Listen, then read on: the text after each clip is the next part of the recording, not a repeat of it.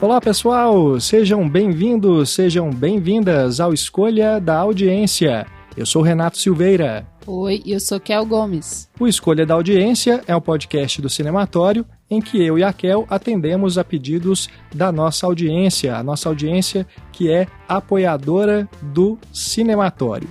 A gente tem o Cineclube Cinematório, que é a nossa iniciativa para conseguir manter o site no ar, e através dela nós temos um benefício que quem nos apoia pode pedir um filme para a gente comentar aqui no podcast. Ocasionalmente, a gente também atende a pedidos de séries, e é a ocasião. A gente vai falar, desta vez, sobre Cowboy Bebop.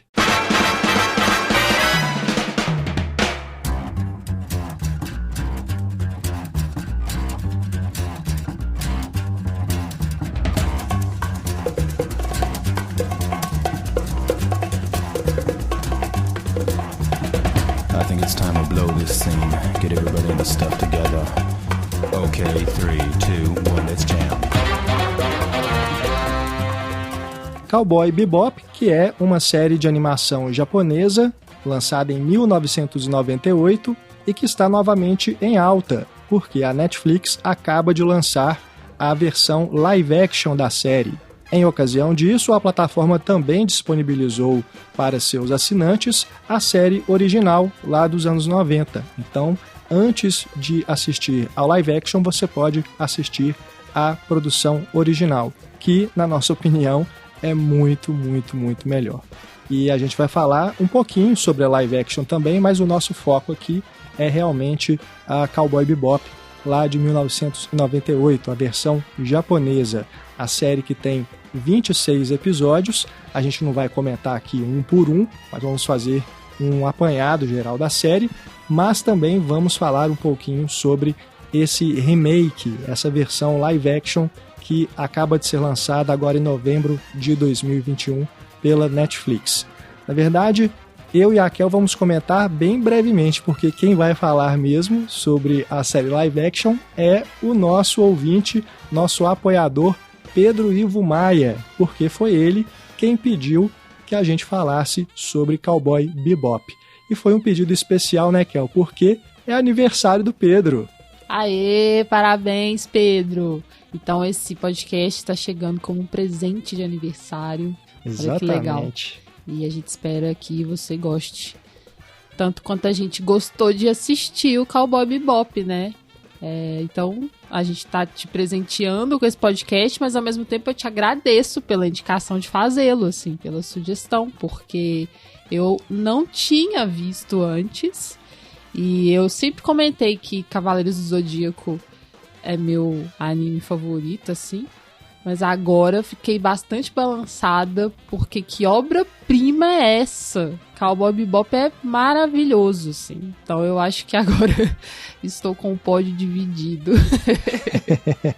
Realmente foi um baita presente que o Pedro nos deu, né? No aniversário dele, ele fazer esse pedido, fazer essa sugestão para que a gente gravasse sobre Cowboy Bebop, acabou sendo um presente pra gente também, né? Então a gente está atendendo a esse pedido e dando os parabéns ao Pedro, desejando aí muita felicidade, muita saúde, tudo de bom para você, Pedro. Muito, muito obrigado por apoiar o Cinematório. Que bom que você está conosco e fez esse pedido tão legal lá no nosso grupo do Telegram, né? O nosso grupo fechado para apoiadores. Ele estava comentando justamente sobre a expectativa para o lançamento da série live action, quando ele falou, né, ainda não pedi nada para o Escolha da Audiência, esse vai ser o meu pedido agora. Então, ele é um fã da série, né, ele gosta muito, então por isso que, inclusive, a gente o convidou para falar, dar suas impressões sobre a versão live action, né, porque, afinal de contas, nada melhor do que a gente ouvir a opinião de alguém que já conhecia a série antes. Como a Kel, eu também não conhecia Cowboy Bebop de ter visto a série toda, eu sabia da existência, mas nunca tinha assistido ainda. Mas, então agora foi essa oportunidade e a gente ainda tá com a coisa muito fresca, né? Que a gente tá com aquela empolgação de quem acabou de conhecer a obra. O Pedro não, o Pedro já tem aí bagagem, então é melhor ele mesmo falar sobre essa versão live action. A gente vai deixar isso pro final, tá? Então, fiquem aqui com a gente Eu e a Kel vamos aqui fazer um comentário mais geral sobre a série animada. A gente não vai falar episódio por episódio, mas a gente vai trazer aqui alguns dos nossos favoritos. Vamos falar sobre os personagens, sobre os temas que a série trabalha, os gêneros, né, as referências cinematográficas, e depois a gente dá algumas impressões sobre essa nova versão. Antes da gente começar a falar sobre Cowboy Bebop, só fazer aqui aquele convite para você que ainda não faz parte do Cineclube Cinematório e quer pedir um filme para a gente comentar aqui no Escolha da Audiência. O Cineclube Cinematório é a nossa iniciativa para você ajudar a gente a manter o cinematório no ar, ajudar a gente a pagar a hospedagem do site, dos podcasts, a continuar a fazer o nosso trabalho. Então a gente conta muito com o seu apoio, ele é fundamental para a continuidade aqui das nossas atividades. Entre lá no nosso site, cinematório.com.br, clique no banner do Cineclube para você conhecer o projeto, e a gente torce muito para que você possa vir participar e fazer um pedido para a gente comentar aqui no podcast. Esse é só um dos benefícios, lá tem todos os outros que você recebe ao fazer parte do nosso Cineclube. Além disso, outra forma de você ajudar o Cinematório é ouvindo os nossos podcasts através da Orelo. A Orelo é uma plataforma de podcasts brasileira que tem o diferencial de remunerar os criadores de conteúdo. Então, quando você ouve um episódio do Cinematório na Orelo, a gente recebe pelo play. Cada vez que você dá um play lá no nosso podcast, a gente recebe uma graninha que nos ajuda muito a manter o site no ar, a continuar fazendo os podcasts.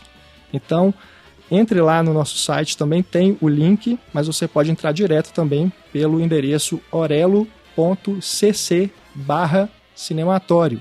Ou então baixe o aplicativo da Orelo, procure lá Cinematório, e aí você segue o nosso perfil, segue o nosso feed e escuta os nossos podcasts por lá. Através da Orelo você também pode apoiar o Cinematório, fazer parte do Cineclube, tem lá também o botão para você apoiar, e aí você também tem acesso a todo esse conteúdo exclusivo e pode pedir um filme para a gente comentar aqui no podcast também.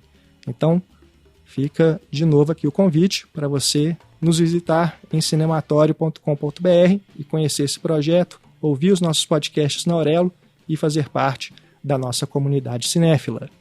Se ficou com alguma dúvida, é só escrever um e-mail para a gente. Escreva para contato@cinematório.com.br ou nos procure nas redes sociais. Estamos no Instagram, no Facebook e no Twitter.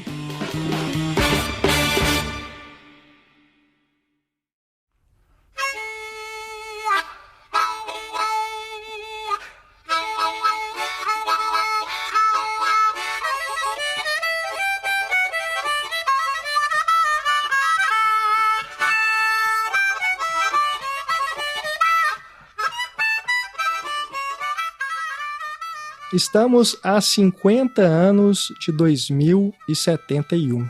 2071 é o ano em que se passam as aventuras de Cowboy Bebop. A série foi criada em 1998 pelo estúdio japonês Sunrise. O estúdio tem uma equipe imensa, né, por trás da criação da série e de seus outros projetos. Mas aqui no caso do Cowboy Bebop tem um diretor que é a mente criativa, né, o líder dessa equipe, e a quem é atribuída a criação de Cowboy Bebop e de seus personagens, que é o Shinichiro Watanabe. Ele, junto com o roteirista Keiko Nobumoto e o designer de personagens Toshihiro Kawamoto, fizeram toda essa maravilha que nós conhecemos, que é essa série de 26 episódios. Cada episódio tem uma média de 25 minutos, 26 minutos de duração, e todos foram exibidos aí durante esse período, né, do lançamento, 98, 99. Pelo que eu entendi, a exibição original no Japão aconteceu em 2 momentos. Primeiro, devido até à restrição dos horários na TV, não foi exibida a série inteira, foram só alguns episódios. Depois, mais adiante, em 98, houve uma reprise e aí passaram a série completa e aí terminou em 99, né? Foi entre 98 e 99. Depois, em 2001, foi feito um longa-metragem baseado na série, que se localiza ali, a história se localiza ali entre os episódios finais da série. A gente não vai comentar o longa aqui, tá? A gente vai falar mais sobre a série mesmo, mas fica aí a recomendação para você que gostar de Cowboy Bebop e ainda não conhecer a série como eu e a Kel, né? A gente assistiu agora.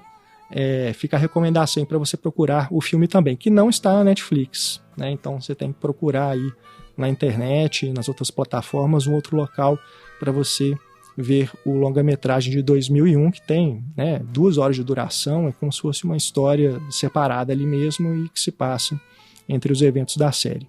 Bom, e agora a gente teve essa versão live action que foi lançada pela Netflix, né? Bem depois, aí, 2021, foram feitas várias tentativas de levar isso para o cinema, né, como filme. Parece que em algum momento até o Keanu Reeves chegou a estar envolvido para interpretar o protagonista, né, o Spike. Mas aí o projeto foi desandando e aí as coisas não aconteceram, e somente agora que a Netflix realmente teve a oportunidade de concretizar, né, esse projeto da versão live action. Então, como eu disse, daqui a pouco a gente fala um pouquinho sobre o live action. Por hora, vamos nos concentrar aqui na série animada. Como eu disse, essa maravilha, né? Porque realmente, tendo assistido agora, como eu falei também, eu sabia da existência de Cowboy Bebop, já tinha visto comentários da importância dela, dos filmes que ela influenciou, né? O tanto que ela foi importante, inclusive para apresentar o anime, né? Os animes. Sempre tem essa dúvida na pronúncia, né? Tem gente que fala anime, tem gente que fala anime. Mas enfim.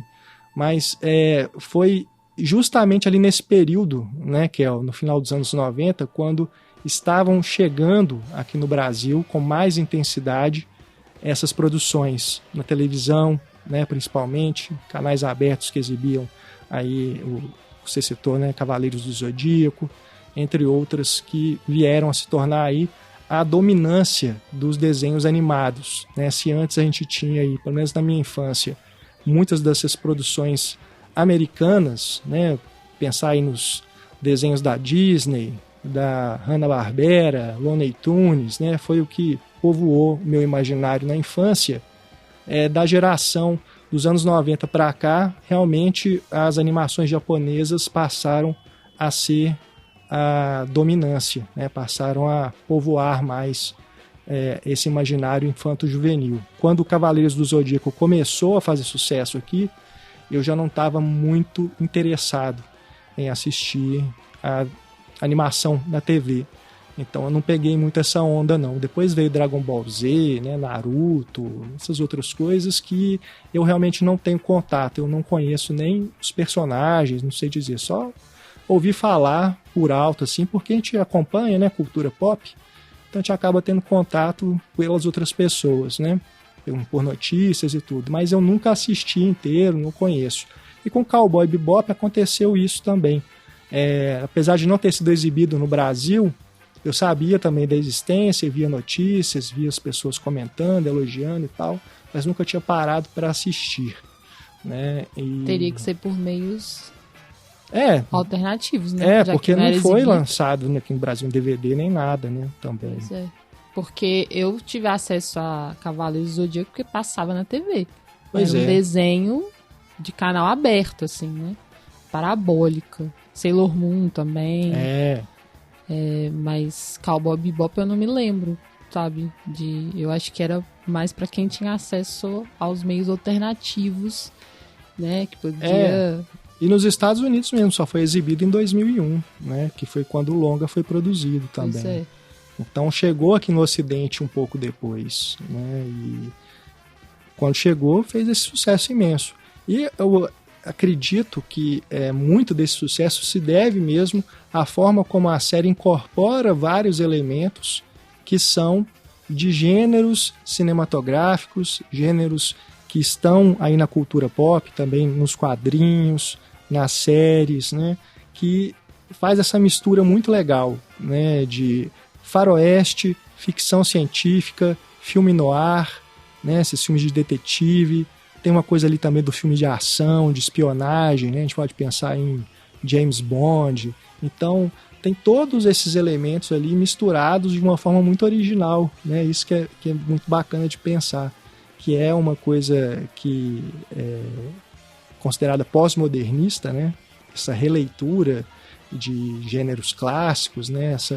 Levar isso para outros caminhos, remodelar isso de uma outra forma, dar um outro sabor, né? Uma outra cor, uma outra forma. Então é muito interessante como que o pessoal da Sunrise fez isso aqui no Cowboy Bebop. Você, Kel, tendo esse contato inicial agora, para a gente ir aquecendo aqui a nossa conversa, os nossos comentários, entrar nos elementos mais específicos, o que você já traz em primeiro lugar, assim, que te chamou mais atenção, que depois que você assistiu a Cowboy Bebop, ficou na sua cabeça e ficou lembrando, pô, eu gostei demais dessa série por causa disso. Além dessa característica de saber referenciar muito bem, né? Referenciando com originalidade e misturando gêneros, assim, que é bem interessante. Eu acho que o principal é a construção de personagens. Pra mim, ela é impecável na construção de personagens protagonistas e coadjuvantes. É incrível o quanto você se importa com todos, inclusive aqueles que vão apenas ficar durante um episódio, né? E aí se encerra. Assim, é muito bem construído. Eu me apeguei demais aos protagonistas. Tanto é que, assim, eu quase chorei na despedida, sabe? Da Ed, do Ryan. Então, eu fiquei muito apegada a eles, assim. Foi uma coisa... Foi algo parecido que aconteceu com It's a Sin, de ser um grupo, né? E é um grupo que você se importa muito e você se torna amigo dessas pessoas, assim. Eu me senti muito próxima de cada um, assim. E me importando com o passado deles, ao mesmo tempo que eles criam um mistério, né?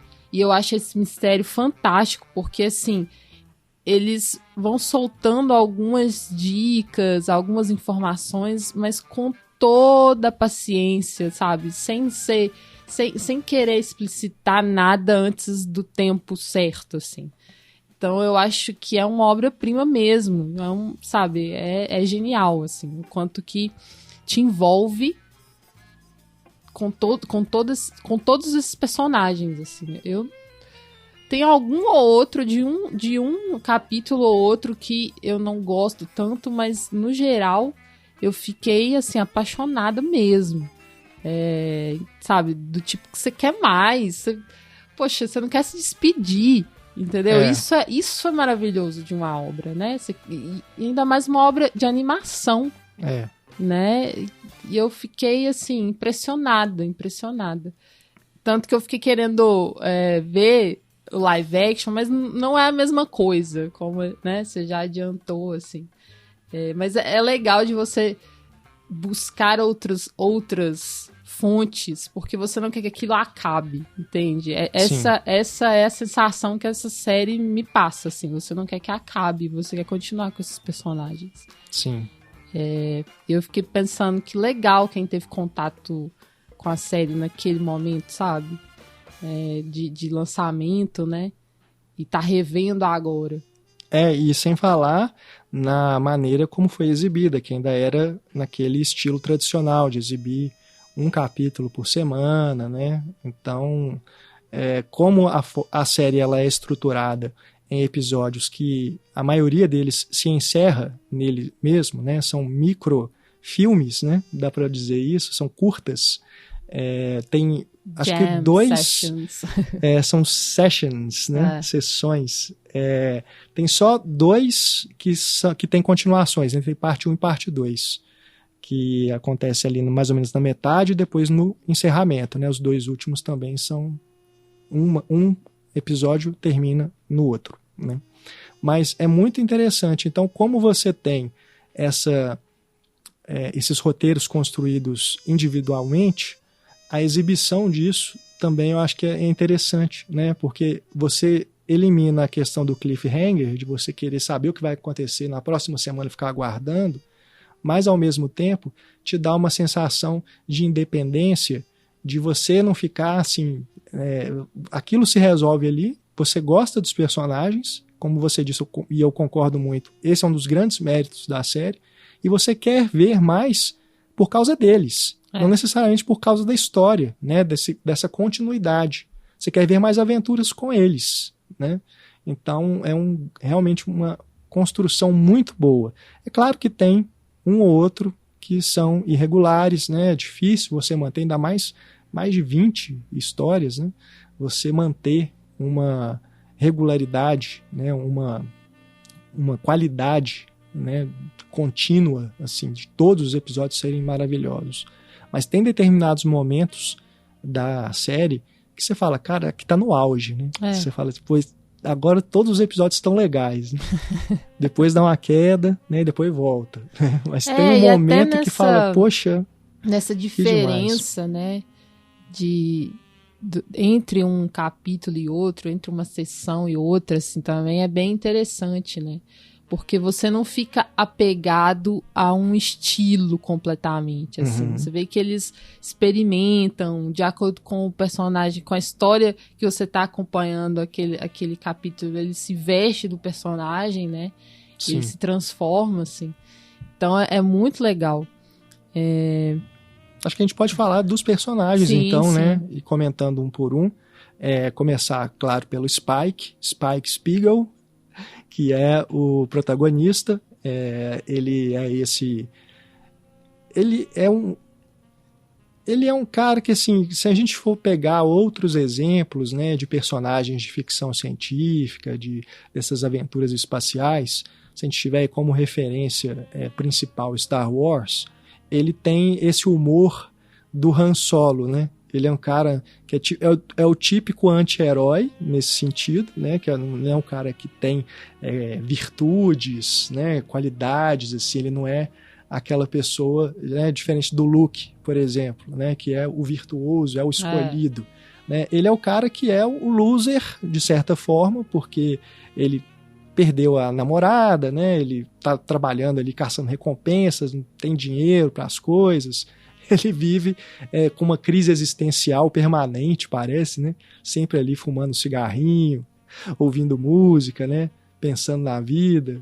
E esse passado que sempre volta, né? Tem esses flashes desse passado que ficam o assombrando.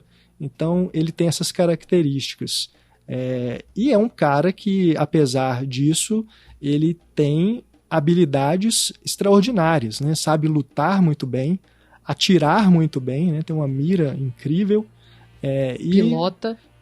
Exímio piloto, exatamente. Então, assim, ele é um personagem que reúne qualidades diferentes, né? De tipos que a gente observa nessas aventuras.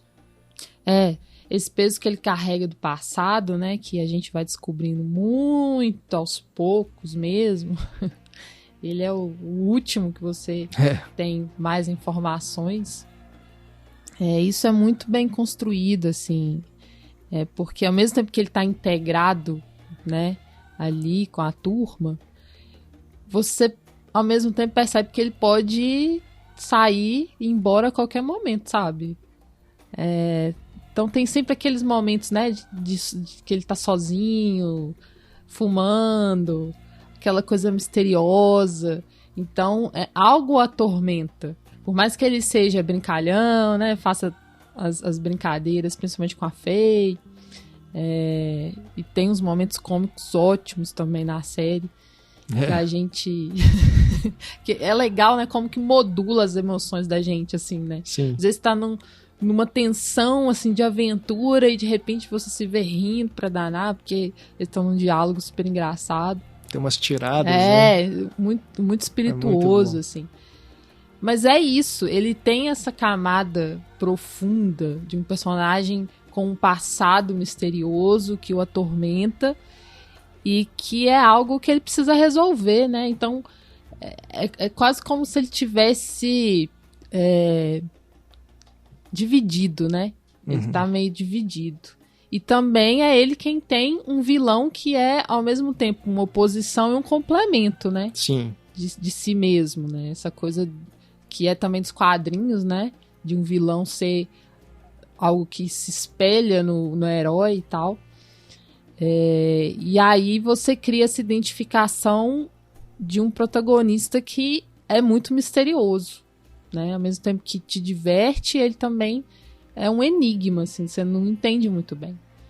Quer saber mais, assim. Aí ele tem esses flashes, né? Esses flashes que são recorrentes e que, inclusive, é algo que tá no final de todos os capítulos, né? Porque Sim. Uma coisa interessante também dessa série é que você não pula a abertura e o final, porque elas são tão boas que você quer ver de novo. É demais.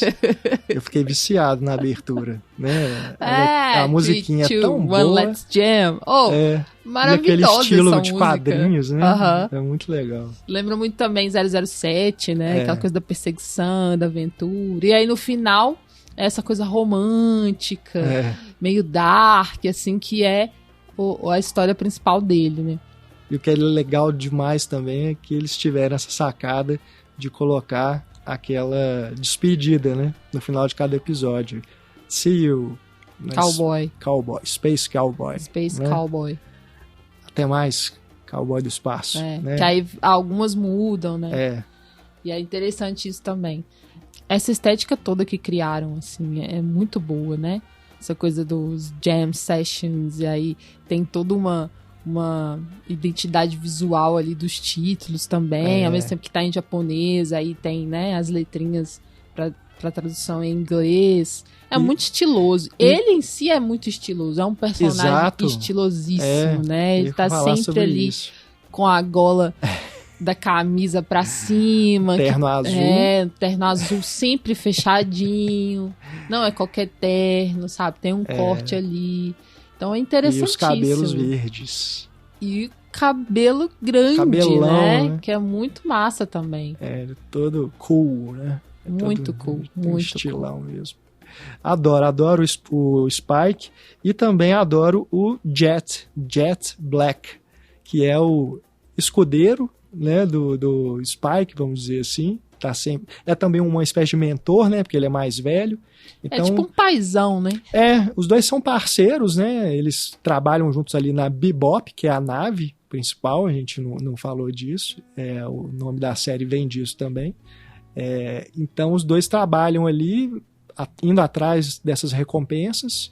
Um ajuda o outro. Às vezes um tem uma missão separada, né? Isso é interessante também. Tem alguns momentos que o Spike vai por conta própria fazer alguma coisa.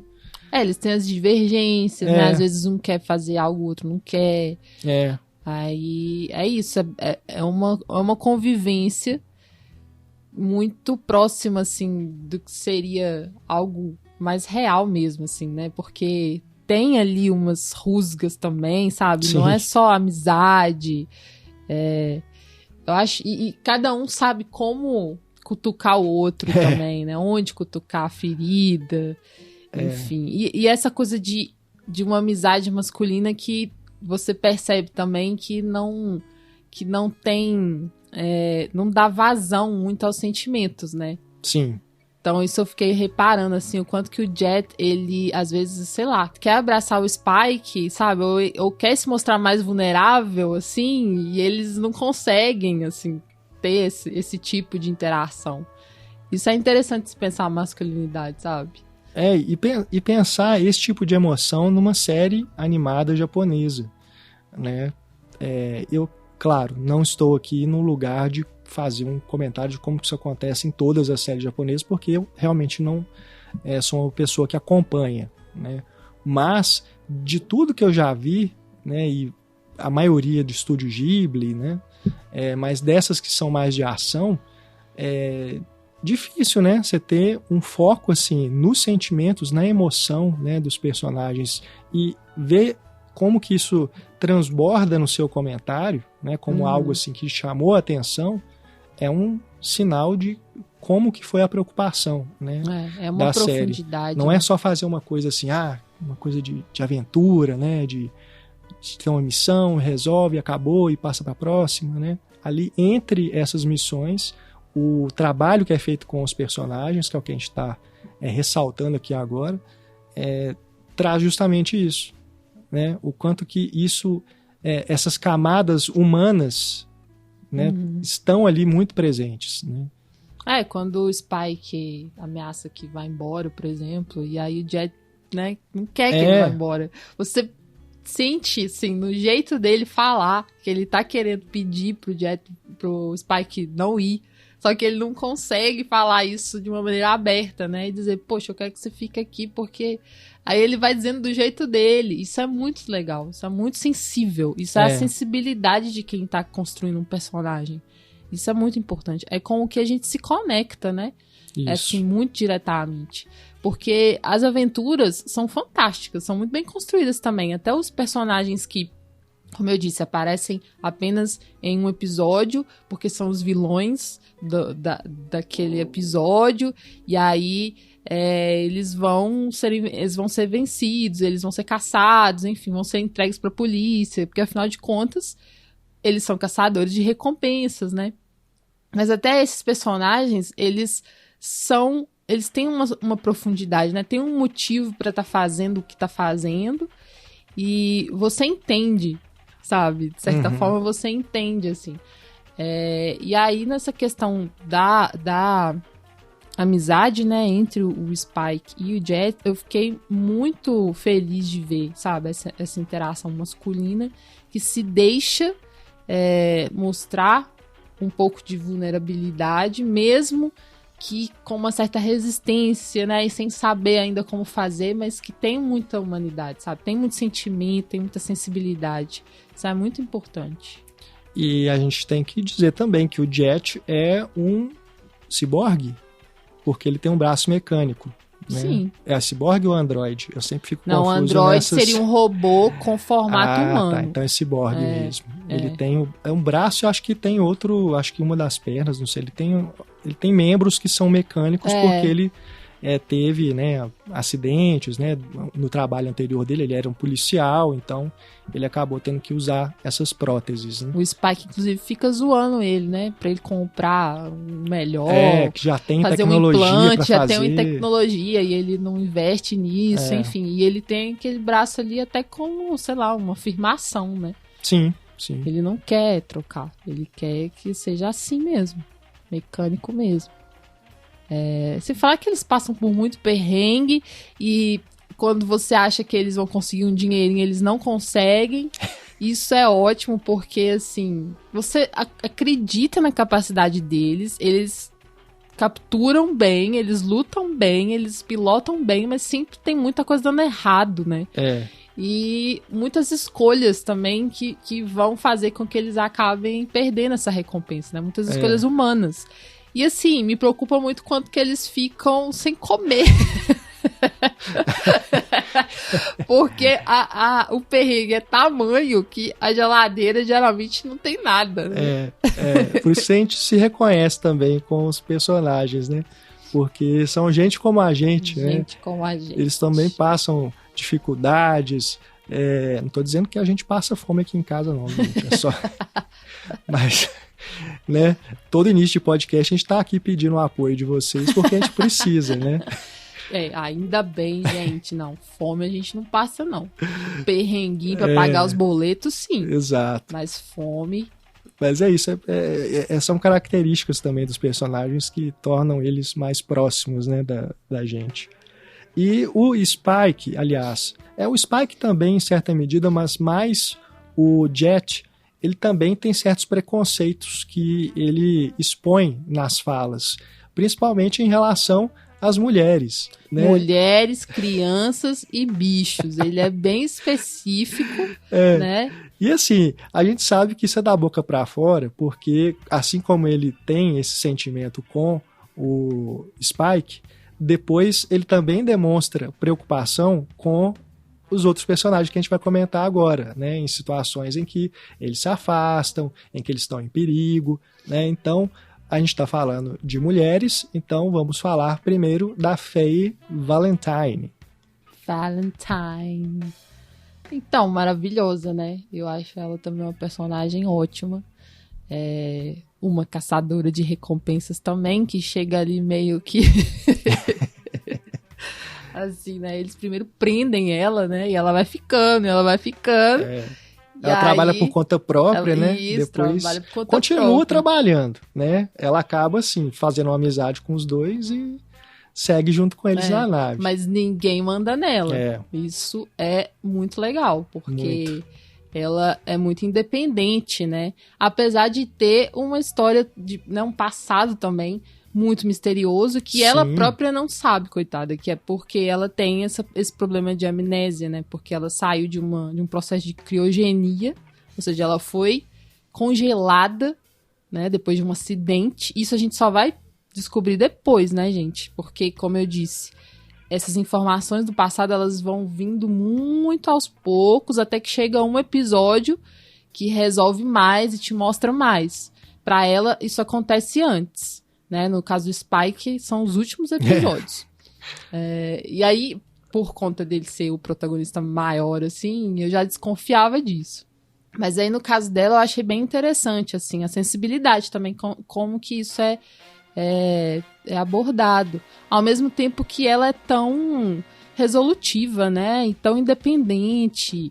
E ela, enfim, não se deixa levar pelas opiniões ou pelas brincadeiras deles, que são, às vezes, brincadeiras bastante machistas, né? Por exemplo, o Jet várias vezes fica falando, mulheres são sempre doidas, assim, mulheres, ele sempre tem uma opinião sobre mulheres no geral, pra dizer sobre a Faye. É como se a Faye representasse todas as mulheres, e fala pelas costas dela, sim, né? Sim, sempre tá falando, assim, chamando alguma atenção, alguma característica que diminui as mulheres no geral, né?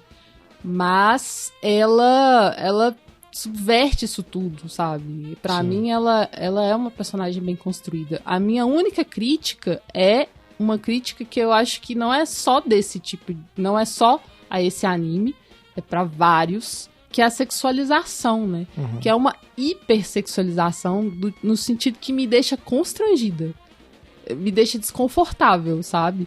Porque você se apega à personagem e é quase como se o corpo dela não pertencesse a ela. É quase como se eles manipulassem o corpo dela apenas pro male gaze, né? Um male gaze... Eu até pesquisei sobre cultura pop japonesa, que aí no caso é chamada de otaku. As pessoas que gostam, que são fãs da cultura pop japonesa, principalmente a cultura de anime, de mangás, otaku, o mundo otaku. E aí essa é uma crítica que já vem de muito tempo, dessa hipersexualização das personagens femininas. E aqui nesse Cowboy Bebop, apesar de toda a maravilhosidade dessa série, sofre muito com isso, assim. Sim. Porque é como eu tô dizendo, você sente que é como se o corpo dela não fosse dela. Isso é muito incômodo, sabe? Ela tá em posições que são eróticas mesmo, Sim. né? Enquadramentos que são super objetificadores. Às vezes ela tá simplesmente conversando com eles e comendo com eles e ela tá numa posição super erótica, assim. Não tem nada a ver. Tem nada a ver. Porque, assim, se ela usasse da sensualidade, da sexualidade, da sedução pra poder conseguir as coisas, sabe? Pra poder ir atrás, né? Porque ela é uma caçadora de recompensas, afinal de contas, né? Assim como seria como espiã, sabe? Usasse esse poder de sedução pra chegar onde ela precisa, ela tivesse esse domínio, apenas isso estaria ok, mas o problema é que não é só isso, né? Ela tá também sendo explorada pelo desenho, né? Sim. É muito incômodo mesmo, assim.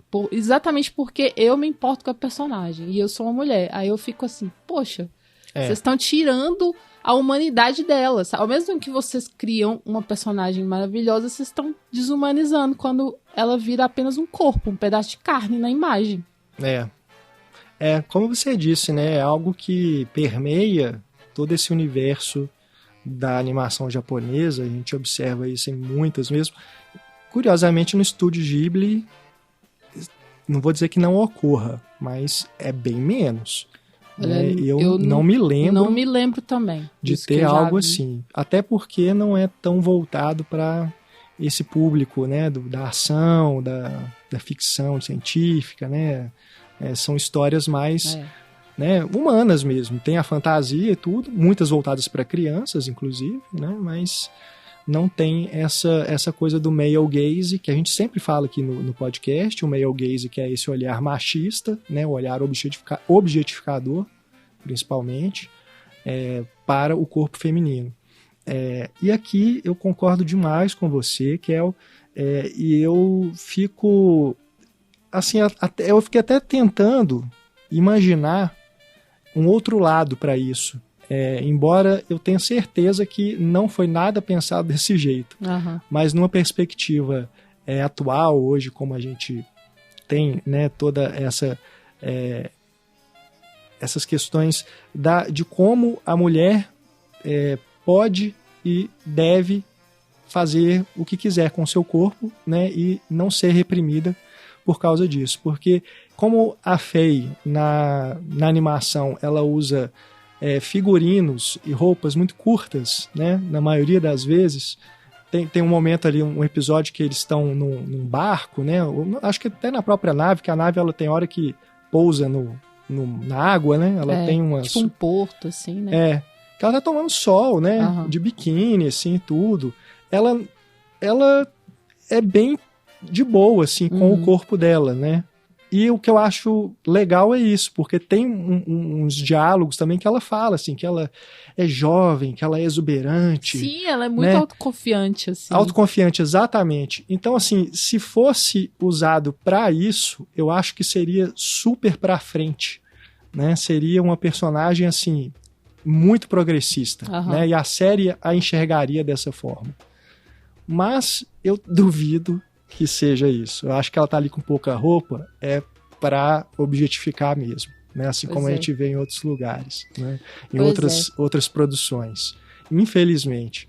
Mas tem isso, da autoconfiança dela como personagem, eu acho que poderia ser usado a favor disso, sabe? Até porque você não vê os próprios personagens, o Spike, o Jet e outros, né, com que ela se encontra. Aliás, acho que tem só um episódio que ela tá num bar, né, que tem uns caras ali que ficam olhando para ela de um jeito meio estranho. Mas, no geral, os que estão mais próximos, ninguém faz comentários, né, ficam, sabe, nem olhando para ela, né. Você vê que o Jet e o Spike nem comentam sobre isso, sobre ela enquanto mulher, assédio, como atração que sente por ela, algo assim. Não acontece um assédio em cena. É algo muito de fora mesmo. É algo muito da câmera, do enquadramento, da animação, né? Dos animadores, de quem tá fazendo. De sexualizar o corpo na imagem, assim. Não é uma questão de estar acontecendo ali naquela cena, sabe? Não, é uma questão de quem tá fazendo a animação e aí tá colocando o corpo dela pra ser exibido, assim. Tanto que tem um episódio também que ela se envolve com um dos vilões lá e ele prende a Faye na cama com algema, né? Ela na cama, assim. Aí o Jet chega, abre a porta e fala assim, nossa, mas esse cara é disso? Ele faz um comentário assim. Sim, é super de boa, sabe? É super de boa. Eu fiquei achando isso assim, gente, não faz sentido, assim, né? Até que, assim, pensando numa questão de que para os personagens faz todo sentido, porque são bons personagens, assim. Mas meio que criaram essa camada de um fanservice, né? De um fã masculino que vai olhar pra Faye não apenas como uma personagem, uma caçadora, né? Mas vai olhar pra ela com desejo. Exatamente. Entende? Então é buscando o desejo do espectador masculino. Então esse é que é o problema. Você pensar também, estava lembrando aqui dos jogos de luta, né? Esses que são feitos, na maioria, no Japão. As personagens femininas sempre estão com vestidos ou roupas muito curtas, e com os seios que são gigantes, totalmente desproporcionais, assim. É uma coisa que incomoda pra caramba, são sabe? Lutadoras, estão ali brigando, né? De igual para igual com os caras, mas elas têm isso que é construído para alimentar esse desejo, né? Não é só a questão dela ser uma lutadora, né? De ser uma guerreira. Tem também isso. Ela é construída para ser desejada, né? Para ser um objeto de desejo. Exato. Então esse é o problema, né? É essa construção da imagem para um desejo masculino. E aí a gente, menina aqui, tá vendo, adorando a Faye, mas ao mesmo tempo a gente cria essa, sabe, essa luta interna com a gente, porque também tá incomodando muito a forma como ela se apresenta. Não porque ela tá usando roupa curta, e essa não é a questão. É como essa roupa curta tá sendo colocada, para o que tá sendo colocada, entende? Exato. Como que o corpo dela tá sendo explorado. Isso é que incomoda. E ainda bem que ela é uma personagem que tem essa autoconfiança, que tem essa autonomia, que é, inclusive, muito independente para falar com eles sobre o que ela quer fazer e ela faz, entendeu? Porque se ela fosse submissa, aí seria um completo... sabe, um completo erro, assim. E outra vantagem também no sentido da Faye, né, da personagem feminina principal, é que ela não é a Smurfette. Né? Porque nós temos outra garota que vai acompanhar as aventuras aí do Spike, do Jet e da Faye, que é apresentada mais adiante, né, acho que mais depois de alguns episódios, que é a Ed, né, a Radical Ed, que é essa garotinha, né, ela tem o quê ali, quantos anos? Adolescente, não sei dizer, né? Acho que menos ainda, pelas coisas que ela faz. Ela tem menos, ela é adolescente não. Sei lá, daria uns 10 anos pra ela. Ela é uma hacker, né? Ela já sabia da existência dos três, né? Porque acompanhava ali pelo computador o que eles faziam. E aí, a partir de determinado momento, ela propõe, né, que os ajudaria se eles a deixassem acompanhá-los na nave. E aí ela passa a integrar ali a família, né, dentro da Bebop. Mas eles queriam dar o tubé nela, porque eles iam sair e deixar ela, mesmo tendo falado pra ela que ela ia poder fazer parte do grupo e entrar pra nave também, né? Lembra que eles saem, fogem, e aí ela, peraí, vocês estão indo sem mim? Mas, não foi isso que a gente combinou. Ela vai e hackeia a nave e faz a nave voltar. Isso é fantástico. Ela fala, nananina, não. Que é outra menina super poderosa, digamos assim, né? Ela é muito divertida. Eu fiquei muito apaixonada por ela, assim. Mais do que com a Faye, assim. Eu me encantei, porque ela é muito criança e, ao mesmo tempo, tão inteligente, né? Que ela tem umas sacadas, assim, e ela resolve as coisas no computador de uma maneira muito natural. Às vezes eu sinto até que eles subestimam ela, porque ela poderia estar resolvendo algumas coisas e eles nem pensam nela pra isso, sabe? E a amizade que ela faz com o cachorrinho, né? Que é maravilhoso aquilo. Nossa, o Ayn. Que entrou antes, né? Ele era uma missão, do Spike e do Jet, e acaba que ele é adotado pelos dois. E vai fazer parte ali da nave também. Ele junto com a Ed são alívio cômico, né? Algumas das melhores piadas assim que surgem nesses momentos rápidos são com esses dois personagens. Ele é um Corgi, né? A raça ele dele é um Corgi. Corgi. Tem um episódio maravilhoso que é dos mushrooms. Os cogumelos. Incrível. Que, assim, é o episódio deles, né? Que eles saem em missão, os dois sozinhos, assim. E aí, é maravilhoso, maravilhoso. Gosto demais desse episódio, é um dos meus favoritos. Porque tem essa coisa de você ter mais dela, né? Porque ela fica muito assim também, né? Como esse alívio. Aparece rapidamente ali nos cantos da nave. Às vezes quando tá comendo, né? Ou sempre dormindo também. Ela dorme muito, come muito. E faz aqueles gestos loucos, selvagens. É muito engraçado. Né? Às vezes ela é muito engraçada, assim, porque ela parece mais um bichinho, assim, às vezes, do que o próprio Ayn, né? Que é um cachorrinho, assim. Então acho que também por isso eles se dão tão bem. E eu fiquei muito triste quando eu percebi que ela ia embora, né? E que ela decide, ela vai embora. Isso é massa também. Não acontece nada, assim, pra dizer, nossa, ela ficou chateada, nossa, vocês, né, maltrataram ela, enfim, não acontece nada. Ela simplesmente decide que é a hora dela seguir outro rumo, sabe? Muito influenciada pela Faye, né, que falou pra ela que, né, cada um tem seu próprio destino, seu rumo e tal. Então, eu acho que ela pensou, Vou seguir meu caminho, que eu tenho mais coisas pra fazer Sim. aqui, não ficar, né, só nessa aqui de hackear e ajudar a minha galerinha. Eu vou descobrir esse mundão. Porque ela, apesar de ser muito jovem, ela também tem um passado muito complexo, né? Porque ela foi abandonada pelo pai e estava ali vivendo sozinha, e aí ela tem contato de novo com esse passado, né? Nesse episódio derradeiro. E então aí você percebe como que o passado está presente, muito presente em todos eles, né? Até nessa garota, né? Porque o Jet tem a questão do passado dele como policial, de tudo que aconteceu, também tem uma mulher, né? Que um relacionamento que acabou ficou mal resolvido. Ficou mal resolvido, né? Isso. E a Faye, na minha opinião, é a personagem que tem esse passado mais complexo de todos, né? Porque sim. É algo assim que eu até fiquei sem entender por que a série não vai mais a fundo, né? Porque tem um episódio em que se debruçam sobre essa questão dela tentar descobrir o que aconteceu. Depois tem um outro episódio mais adiante em que essa questão volta e nem era a questão principal do episódio, né?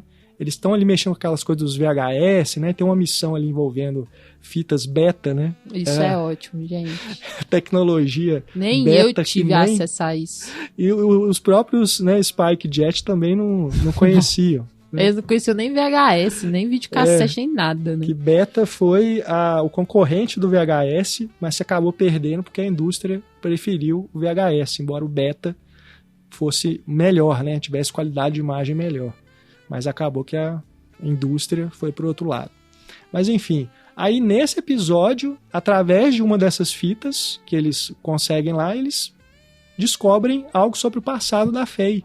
E o episódio termina, aí nessa hora pareceu um cliffhanger, né? Sim. No próximo, então, ela vai descobrir realmente quem ela é, qual é o passado dela. Mas não, simplesmente isso encerrou ali, né? Nem volta nessa questão mais.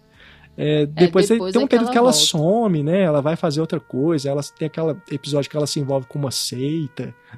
Tem essas coisas, tem umas elipses, mas né? Ela se envolveu nessa seita pra poder chegar até o cara que ela tava indo atrás também. Sim, mas... Que era o dono da seita. Aí o que eu acho que ela fez foi, eu vou me inserir na seita pra poder pegar ele, entende? Sim. Mas ela foi sozinha, e tanto que os dois nem sabiam onde é que ela estava. Ela né? queria recompensa só pra ela, por isso que ela foi sozinha. Eu tô falando assim, que tem esses hiatos, né, entre um episódio e outro, você não sabe exatamente quanto tempo passou e o que cada um fez nesse tempo que a gente não viu. Isso é interessante também, porque deixa a gente numa suspensão que você tem acesso a ele só em determinados momentos, né? Você não é essa coisa contínua, né? Você tem que lidar com isso, são as lacunas, né? E pra mim é muito trágico como resolvem, né, essa questão dela, porque ela volta, quando ela finalmente se lembra, né, de onde ela morava, antes, né, de sofrer o acidente, antes de ser colocada lá para congelamento de não sei quantos anos. Quantos anos foram? Foi bastante, foi mais de 40. Foi muitos anos, né? E aí, quando ela se lembra que ela volta, né, para esse lugar, que ela tenta resgatar isso, tem um grande vazio, né? Porque é exatamente isso. Depois de tantos anos, ela precisa fazer uma nova vida, porque esse passado já não existe mais. Ela tem um reencontro com uma amiga que tá velhinha, que se impressiona, porque, nossa, você tá como antes, né? Como a gente era jovem. Claro, porque ela foi congelada. Mas assim, então, esse passado pra ela já não faz mais sentido, assim. Ela já é uma nova pessoa, né? Sim. Mas ela precisava ter esse impacto visual de chegar, e impacto emocional também, de chegar nesse lugar e ver que não tem nada ali. Porque, pra mim, uma das outras coisas que eu acho fantásticas dessa série também, que a gente ainda não comentou, é a poesia, sabe? Sim. O quanto que é poético. Sim. Porque ao mesmo tempo que te envolve, ao mesmo tempo que te diverte, tem uma poesia tão maravilhosa, assim, que é incrível. Esse episódio da Faye, por exemplo, que ela Inclusive, ela desenha uma cama ali no vazio, né, no chão, e deita pra ser como se fosse a cama dela de quando menina. Nossa, pra mim é muito forte, sabe? É muita sensibilidade, uma poética muito forte. E tem também até com outros personagens que não são protagonistas, né? Por exemplo, aquele senhor que tinha programado um ataque, aí ele, né, porque tá velho, ele já não lembra que fez isso. Então, e ele quer alguém pra jogar xadrez com ele, porque ele foi um grande vencedor de xadrez, né, um grande jogador. E aí ele encontra aí ele encontra a Ed, que virtualmente consegue jogar com ele. Então, assim, o final desse personagem é muito poético também, né?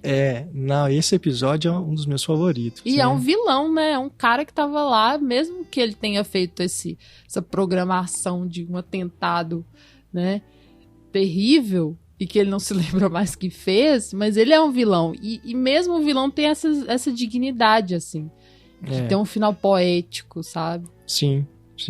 Esse episódio, inclusive, se chama Bohemian Rhapsody. Sim. Né? E se passa ali naquela nave onde está esse personagem, e ali dentro tem uma coisa toda psicodélica também, né? Total. E tem aqueles senhorzinhos lá que parecem tipo agricultores, né? Camponeses que trabalham lá ou estão perdidos lá. É um negócio muito maluco.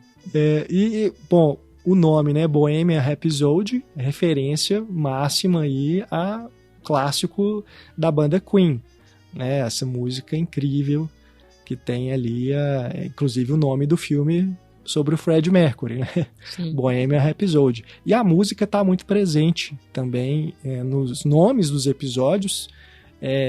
Tem frases, né? Também essas frases de despedida que são versos de música. E a música também é algo que chama muito a atenção e que é praticamente uma personagem do filme também.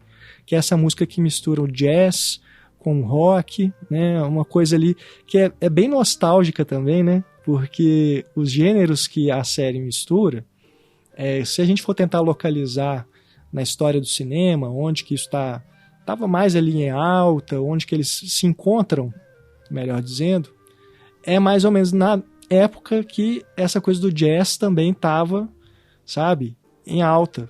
Também, ali anos 50, 60, né? Então tem essa estética nostálgica também que a série incorpora, que eu acho muito, muito gostosa. E a música, que é de uma compositora, que é a Yoko Kanno. Quase Yoko Ono. Ela que fez toda essa concepção sonora para a série. Maravilhoso saber que é uma mulher, hein? E eu tava lendo que ela é a única pessoa real em quem os criadores se basearam para criar uma das personagens, que é a Ed. Oh, que maravilha! Se inspiraram nela para criar a Ed. Olha que coisa interessante, né? Devia ser uma pessoa maravilhosa, então. Ela já morreu? Eu tô falando devia. Não, ela tá viva, inclusive ela faz a música da série live action.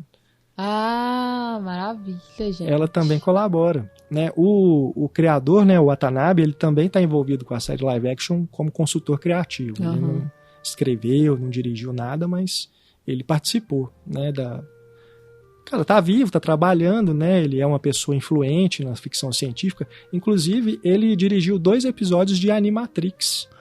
Maravilha, que é Animatrix. A série animada baseada em Matrix, né? Tem 2 episódios ali que ele dirigiu.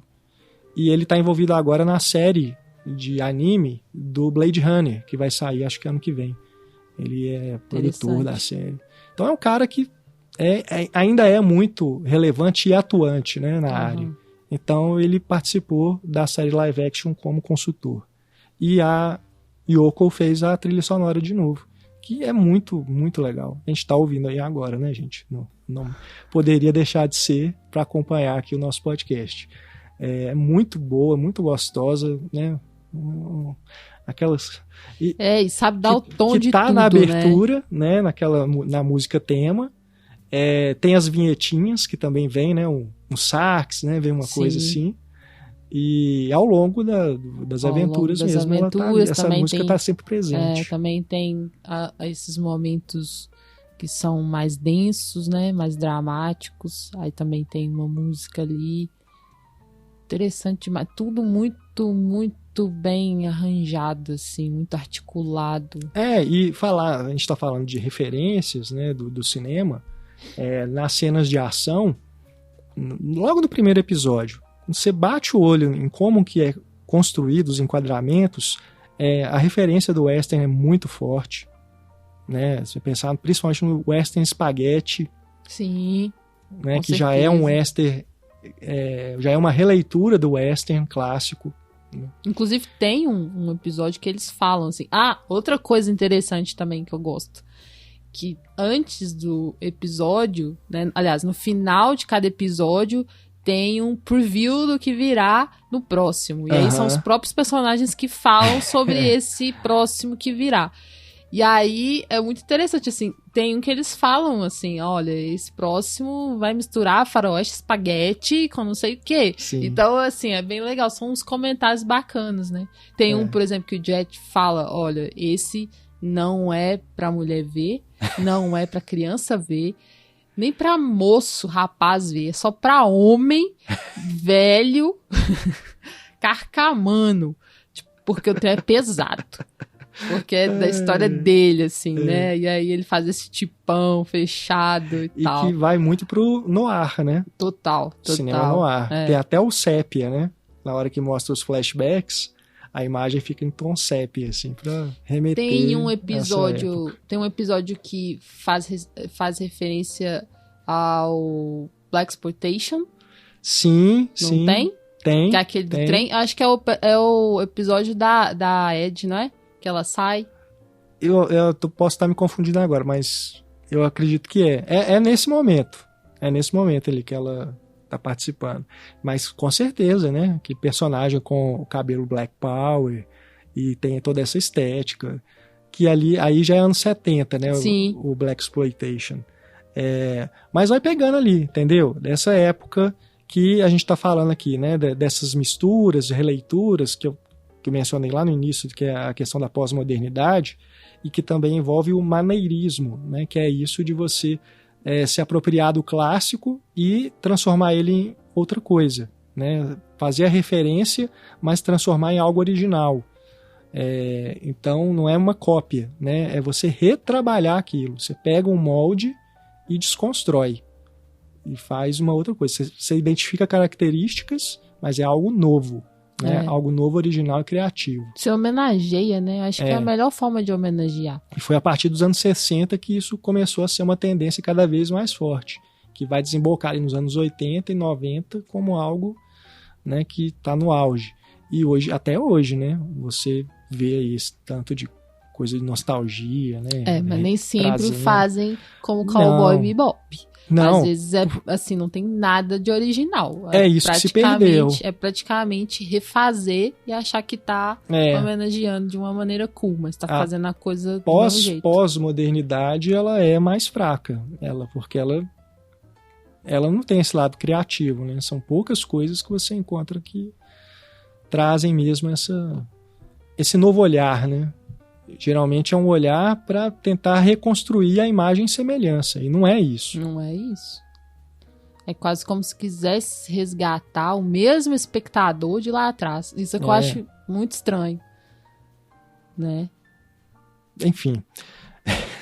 Já estamos derivando aqui nos comentários. Mas antes da gente passar aqui para o live action, então, e a gente dá a palavra para o Pedro, depois da gente comentar também, só mais alguns comentários sobre a série original, Kel. Também tem referência a Stanley Kubrick, demais. Alien. Nossa! Como não? O que tem referência a Alien é muito bom, é muito gente, bom. Esse episódio é maravilhoso. Maravilhoso. E é um desses que funciona como um curta, né? Total. É desse que a história de horror. É bem fechadinha ali e é um dos melhores. Dá medo, né? Porque é uma ameaça que eles não sabem como combater. Os personagens vão ficando cada vez mais em perigo, né? Você fala assim, meu Deus, não vai sobrar ninguém. E quando tem a resolução, eles descobrem o que causou. Cara, é uma piada, assim, das melhores. Não, quando termina... Rachei de rir.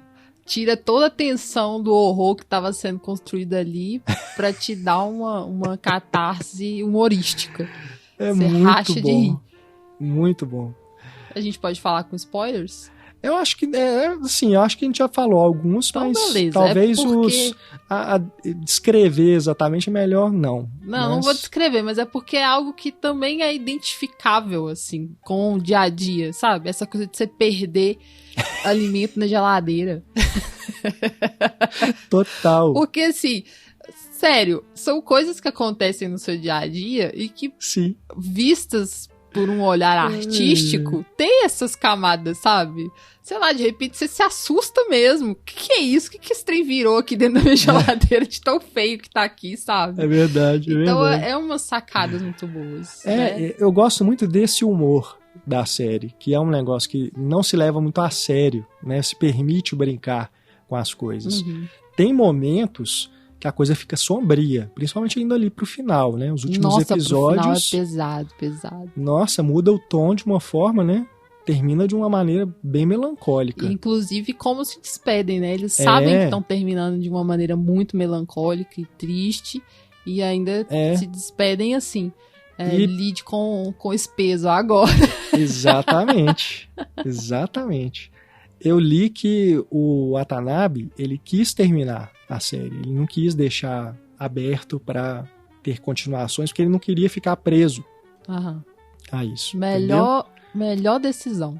Então, eu fiquei até pensando, quando a gente acabou de assistir, eu fiquei pensando, nossa, será que é porque não estava dando audiência e o canal decidiu, né, encerrar?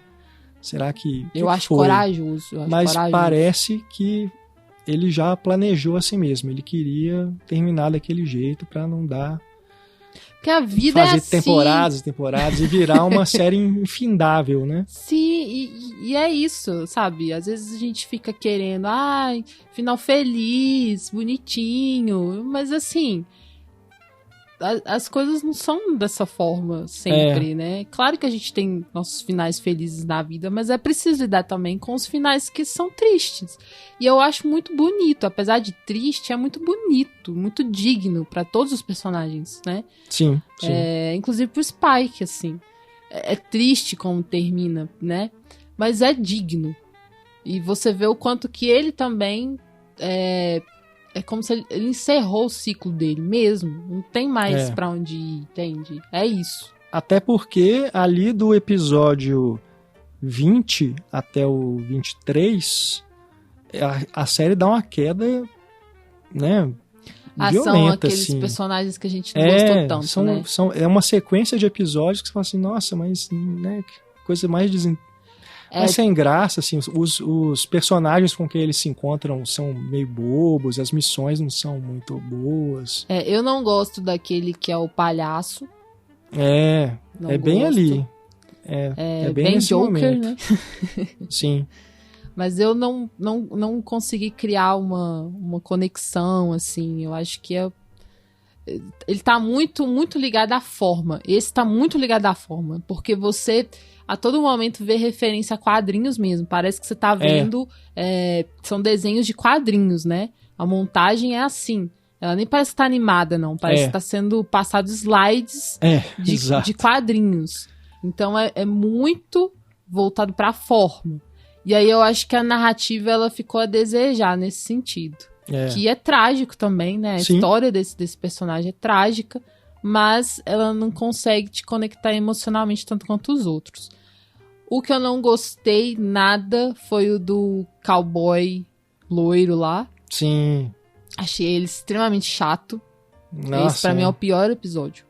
Não gosto. Ele não faz falta, né? Não. É uma coisa que, assim, se não tivesse esse, não ia... E aí tem o cara que fazer falta. Seria o vilão, que é o que explode prédios, né? Ele tem todo um conceito sobre a explosão desses prédios, né?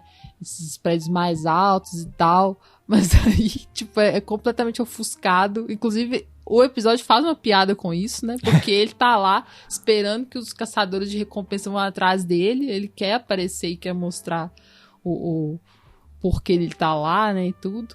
Mas aí o cowboy loiro lá e o Spike começam numa disputa interminável entre os dois, e aquilo ali pra mim ficou chato, assim. Essa disputa dos dois eu não gosto, não. Mas aí depois retoma, né? Que é justamente nesses últimos episódios, que são mais tristes, mas tem uma qualidade superior. Nossa, maravilhoso, maravilhoso. O auge pra mim tá ali entre os episódios 9 e 15. Pra mim é uma sequência dos melhores, que é justamente quando a gente tem esses que a gente já citou aqui, né? Do que faz referência a Alien, esse dos cogumelos, né, o do xadrez, né, o Bohemian Rhapsody, e que tem também esses dois que são juntos, né, o 12 e o 13, é uma história contínua, que o protagonista é um personagem que só tá ali, que é o Gran, que, eu digo assim, o protagonista porque ele é o foco principal da história, né, que está sendo contada ali nesses 2 episódios. Tem todo mundo ali, tem uma trama envolvendo o Spike também, que ele tá numa situação de perigo, né, que ele reencontra o Vicious, que é esse antagonista, e a Faye tá envolvida com esse Gran, que também tem uma relação com o passado do Spike e do Vicious, né? E aí, gente, é maravilhoso esse personagem. Muito bom. Né? E que também é uma coisa super progressista, se for parar pra pensar. Super. E com, né, ainda mais hoje em dia, que se discute tanto, né, a questão LGBTQIA+, é um personagem que está super inserido, né, nesses temas. É muito legal mesmo. Gosto também, bastante. E falando nisso, inclusive, tem uma... Eu não lembro qual episódio que é, mas tem um momento que a Faye, ela entra dentro de um quarto e tem 2 caras transando, né? Sim, exatamente. E tipo, super de boa, normal. De boa. Isso não é algo assim, tá natural ali. Eu achei muito legal também. Eu também não me lembro qual que é, não. Mas eu achei isso bem interessante. Porque é isso, né? É naturalizar, gente. É necessário. Então, aí, lá nos anos 90, a animação já estava colocando essas questões para serem naturalizadas, né? E até hoje não há naturalização. Enfim. Estamos cansados disso. Sim. Algo mais que é o que você quer falar? Tem as questões das tecnologias também, né? De toda a concepção ali dos cenários, que é muito legal. Eu acho bacana como que é uma tecnologia que, inclusive, traz elementos que a gente se reconhece nos dispositivos que estão já ao nosso dispor hoje, né? Questão das próprias telas móveis, né? Dos celulares, dos tablets, questão dos comandos por voz, sim, né? Internet, inteligência artificial, realidade virtual. Ali já estava trabalhando em muito dessas coisas que acabaram virando realidade. E eu fiquei observando como que e ainda estamos, como eu falei, ainda estamos 50 anos atrás da série. Pois é. E é uma coisa que parece ser bem elaboradinha, assim, sabe? Não é simplesmente jogada, assim. A coisa da ciência na série, né? Essa Sim. coisa de ser no espaço, ter ali os portais, como que vai funcionar essa coisa do portal. A Terra ter sido destruída, né? É tudo muito bem explicadinho e que faz sentido cientificamente, assim. Eu não sei dizer, porque aí a gente precisaria rever, né? E olhar para isso com mais detalhes para ver, olha ali, viajaram na maionese. Não ia funcionar desse jeito, não.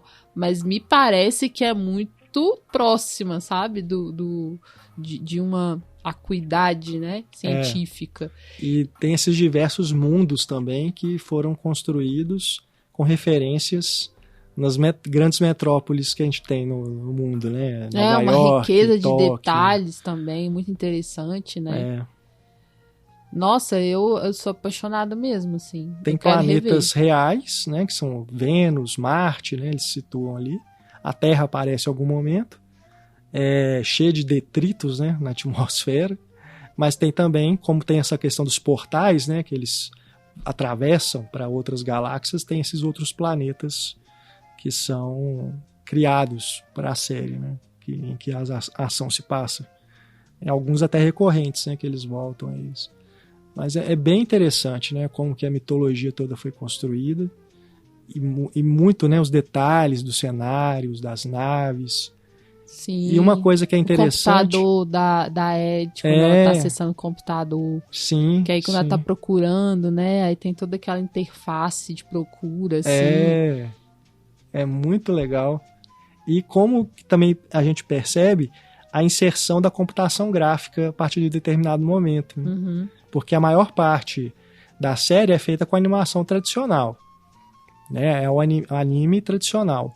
Mas tem determinados momentos que você já percebe que tem ali uma computação gráfica e ali já para os 10 últimos episódios tem uma coisa mais intensa, né? De ter naves inteiras, cenários inteiros feitos em computação gráfica 3D, renderizado. Né? Aí tem uma coisa híbrida mais forte, que é justamente ali. A gente estava no final dos anos 90, é esse momento que o cinema, o audiovisual começa a incorporar a tecnologia do CGI de uma forma mais...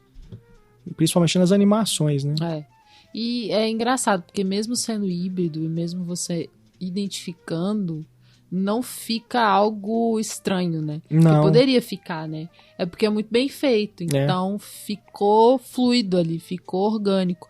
E às vezes você estranha porque você já está acostumado com a animação, né, 2D tradicional, e aí de repente tem um objeto, igual uma nave ali, que tá diferentinha. Mas nada que fique... que estrague a experiência, assim. Eu acho até importante como registro histórico, sabe? De um momento de transição mesmo. Sim. De um momento em que a animação, ela tava entre uma coisa e outra, né? Bom, então agora é hora da gente falar sobre a versão live action, que acabou de ser lançada pela Netflix, agora em novembro de 2021. E a gente passa primeiro a palavra pro Pedro. Pedro Ivo Maia, que é nosso apoiador e quem pediu para que a gente falasse sobre Cowboy Bebop aqui no podcast Escolha da Audiência. Vamos ouvir os comentários do Pedro sobre a versão live action. Oi, Renato, oi, Kel, todo mundo do Cinematório, prazer estar aqui. Renato me sugeriu para eu fazer um áudio pistolando sobre o Cowboy Bebop live action, já que, segundo ele, teria um lugar de fala. E vamos lá, sobre esse live action, o que me dá muita pena, na verdade, e não é papo de fanboy, só um pouquinho talvez, mas é o potencial desperdiçado. Eu acho que o live action da Netflix tem uma coisa de uma superficialidade que parece que os criadores não assistiram o original, né? Ou assistiram 2 episódios, não sei. Então eles acabam fazendo ali quase uma lista, pegam tudo que parece cool, tudo que a galera comenta, pô, a trilha sonora é legal, maneiro, bota a mesma trilha sonora. Ah, os cenários são maneiros, bota o cenário. Ah, os personagens. E aí você pega tudo isso e taca num bolo e reproduz. Ah, a música é legal, então vamos botar mais música. E aí é muito impressionante como eles conseguem colocar as músicas que já aparecem antes, que são ótimas, mas botam a exaustão, não sabem como usar, não colocam no contexto. Tem uma questão ali, e aí isso dá para aprofundar, que é de um conceito, a tentativa do caricatural, beleza, porque era um anime, então quer fazer, mas não funciona, na minha opinião, assim. E aí é uma série com um universo muito rico, com personagens muito ricos, e que num processo quase vou chamar de ocidentalização, mas para além, assim, americanização, assim, também ainda cai num lugar de subestimar o espectador.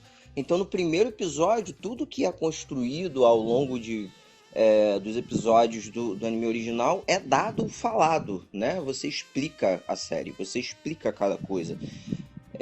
Aparecem os personagens e se explica a historinha deles, assim. Você não tem tempo de fruir aquilo, né? De ir conhecendo aos poucos. E isso que é a beleza do original, assim. O que é cool.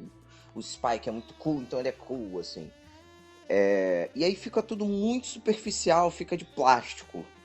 Fica copiado, sabe? E aí copiar isso, assim. Eu não entendo...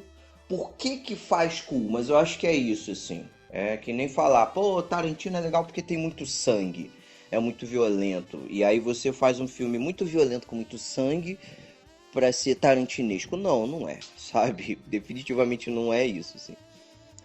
Acho que é isso. Acho que é isso, não vou me estender, já mandei vários áudios aqui, um de 7 minutos inclusive, e aí eu tô apagando todos pra tentar ser o mais sucinto possível. Espero ter conseguido, assim. Porque senão eu consigo ir pra cada ponto. Enfim. É isso. Muito obrigado. Tô louco pra ouvir esse episódio. E é isso. Tchau, bons filmes a todos. Apoiem o canal. Um abraço. Pô, Pedro, espero que você tenha gostado, então, hein, dos nossos comentários aqui sobre a série, né? A gente sabe que você gosta muito e tomara que a gente tenha correspondido às expectativas diferentes do live action, né? Que decepcionou. Nossa, valeu demais mesmo, assim, como a gente falou no início, sabe? É muito legal estar aqui falando de algo que você gosta tanto e de sentir um pouco disso também, dessa empolgação também, de ver o quanto que o negócio é bom, né? E aí, com live action, tem sempre aquela curiosidade de pensar assim, como será esse personagem de uma animação traduzido pro live action, né? Assim, que aí você vai enxergá-lo como mais próximo de você, né? Assim, e é engraçado que o que eu sinto é que a animação consegue ficar mais próxima de mim do que o live action. Então, isso não quer dizer nada, na verdade, né? Ser a minha imagem e semelhança nesse sentido não quer dizer que eu vou me conectar melhor. Você vê uma pessoa, né, e não um desenho, não quer dizer que vai... eu vou me identificar melhor. Tem uma tara, né, de Hollywood com essas coisas e que parte muito do fanbase também, sabe? De querer, né, ficar pedindo que façam uma versão live action de tudo. Aí vem além das adaptações de quadrinhos, começaram a transformar todas as animações em live action, né? A Disney fez isso com todas as animações, né? Algumas até fingindo que são live action, que é o caso do Rei Leão, né? Que é uma animação também. Voltamos à questão. Finge. Mas aí virou isso, né? Virou a moda de Hollywood e você tá coberta de razão.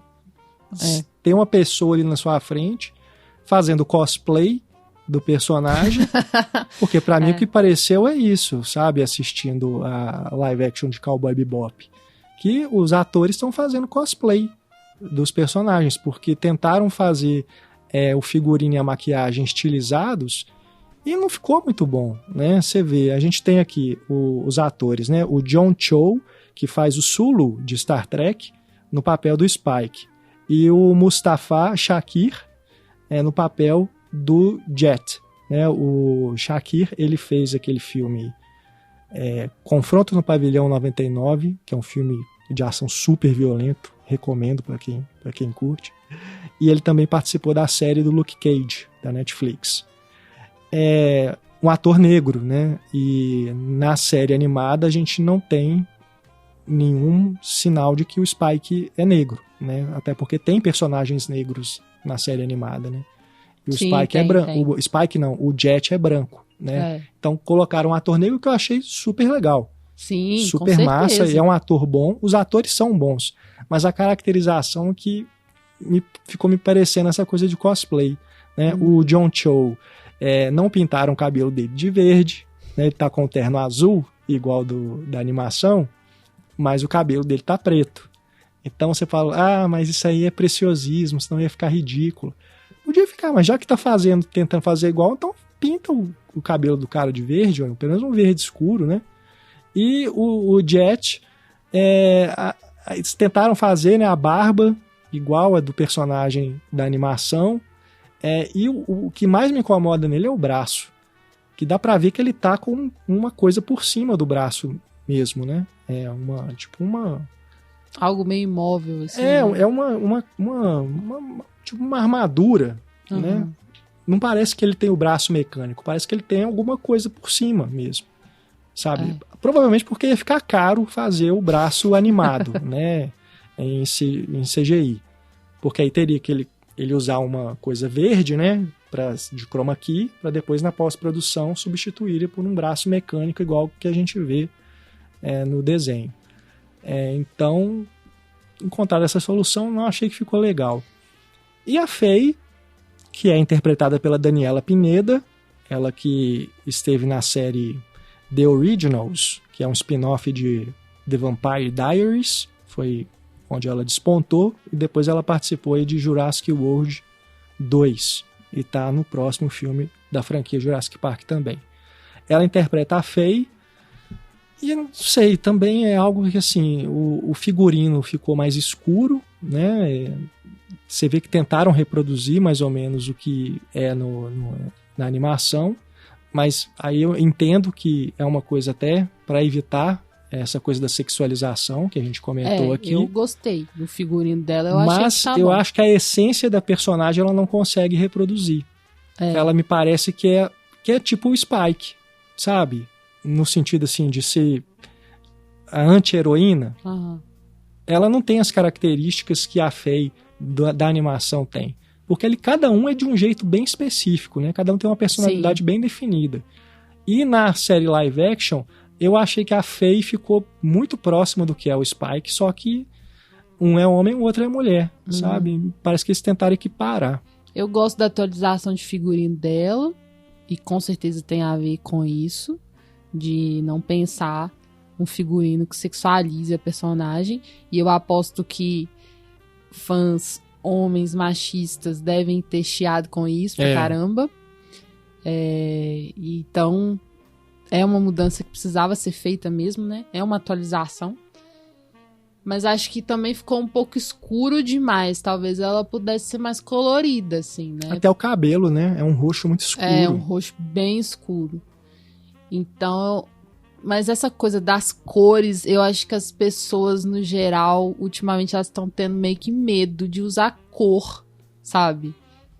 Não sei, tenho a impressão de que, principalmente em ficção científica, assim, sabe, quer deixar um negócio mais dark, né, com um estilão, assim, mais sombrio, aí carrega no figurino mais preto, mais escuro, mais marrom também, pra não ficar muito caricato. Eu acho que o uso das cores tem sido uma questão, sabe? Sempre falam, né, em relação aos quadrinhos, às adaptações de história de super-herói, que isso é pra tornar a coisa mais realista. Porque se igual pensar nos X-Men, né, se colocasse um uniforme amarelo e verde, ia ficar ridículo, né? Ou amarelo e azul, não sei. Amarelo e azul. Ia ficar ridículo, né? Sempre falaram isso. Mas eu não sei até que ponto. É a mesma coisa nos filmes da DC, né? Do Zack Snyder, que é um breu total. O filme é marrom. Os filmes dele são marrons, né? Isso fica sépia quase. E aí, às vezes, não combina, né? Com algumas histórias. Pro Batman isso é ótimo, mas pra Mulher Maravilha, pro Super-Homem, não sei. Mas eu concordo que essa coisa da cor é um dilema aí que essas adaptações não conseguiram resolver ainda não. Agora, o que me incomoda também no live action de Cowboy Bebop é que não me parece Cowboy Bebop. Parece que eu tô assistindo Guia do Mochileiro das Galáxias. Sabe? Aquele tipo de humor. Não me parece que é o humor da série do Cowboy Bebop. Parece que é o humor do Guia do Mochileiro das Galáxias. E até a construção cenográfica mesmo, aquela coisa meio... sabe, é artesanal, assim, que é legal, que eu gosto, mas não me parece que tá no mesmo tom da série animada, né, do Cowboy Bebop, que é uma coisa mais do cyberpunk, é mais ligado ao cyberpunk, né? Sim. Eu acho que ficou uma coisa meio estranha. Faltou bem feito, uma né? direção de arte mais sabe, apurada.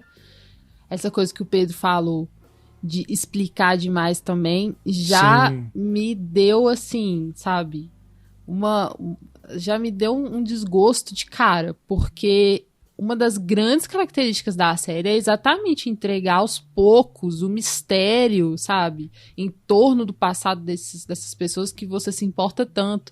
E aí, de cara, já explicita um monte de coisa. O Spike eles exploram o tal passado, que nem é passado, é presente agora. Tipo assim, a Júlia, que a gente nem chegou a comentar, né, sobre a animação, a Júlia que é uma mulher, assim, que você não acessa, porque tá muito nessa projeção dele, né, enquanto o que ele teve com ela, o relacionamento dele que não deu certo, enfim, fica sempre nessa questão mal resolvida. Aqui, no live action, ela é um presente, ela tem também o problema com bichos, é tipo um relacionamento abusivo, é um negócio assim, que vai pra um outro caminho. Eu acho o ator que faz o bichos também muito ruim. Nossa, Ele fica uma coisa meio exagerada, né? Ele não passa uma densidade, ele parece que tá o tempo todo querendo mostrar que é fodão, assim.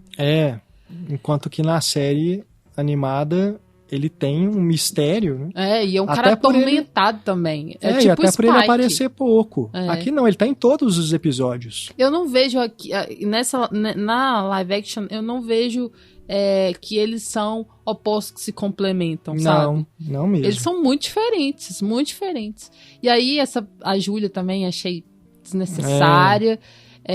A própria Faye também já aparece dizendo que eu fui congelada e preciso saber o que aconteceu, não sei o quê. Então ela já sabe que, né, que foi congelada, não tem essa busca de o que aconteceu comigo.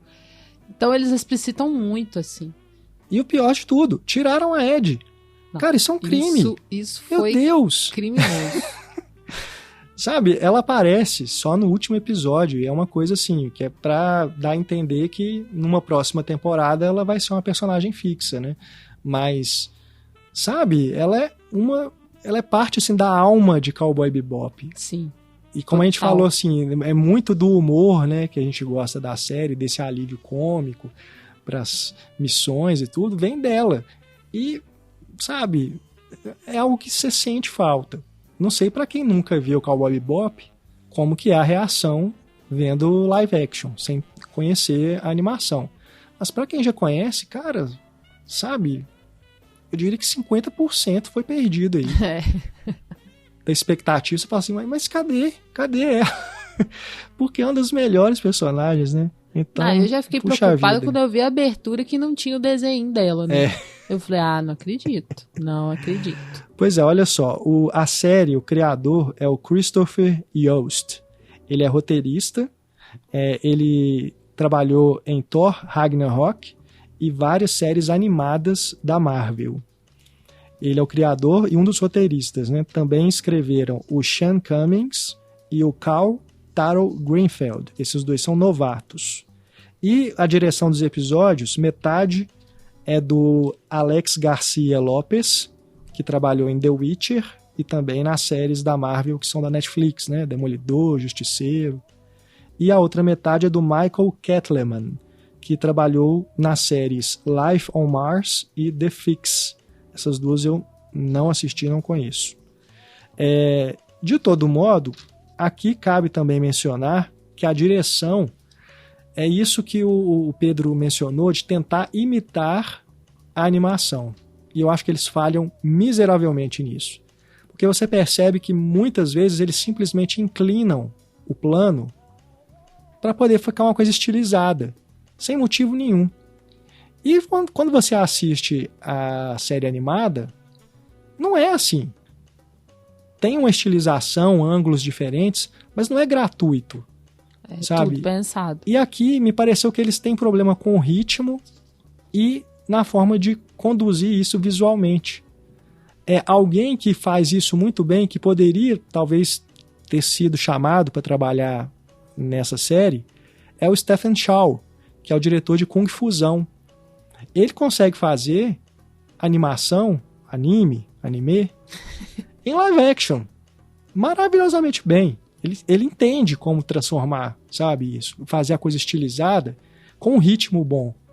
Coisa que esses diretores não souberam, infelizmente. Eles tentam ali estilizar a coisa para ficar parecendo, até assim, uma coisa que fica dura, né? Que é tentar até reproduzir os movimentos da animação quando tá tendo uma cena de briga.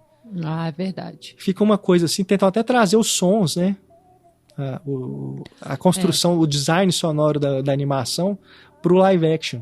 E fica uma coisa estranha, né? Fica uma coisa meio... O problema parece que tá sem lugar, ser exatamente não combina. esse, de querer fazer uma tradução, né? Não é para ser uma tradução, a gente não precisa de algo traduzido pro live action, porque a animação ela já se basta, entende? Então, devia ter sido eu acho que assim, nesses projetos de adaptação deve ser muito complicado, óbvio que também, né? Não dá pra ficar simplesmente criticando e não reconhecer que é um trabalho difícil, né? A adaptação, seja ela de um texto literário pro cinema, seja de uma animação pro live action, acho que sempre tem uns meandros ali complicados. Mas assim, me parece que eles ficaram muito apegados a Sim. estilo da animação, né? Essa coisa mesmo, design sonoro, de enquadramentos e etc.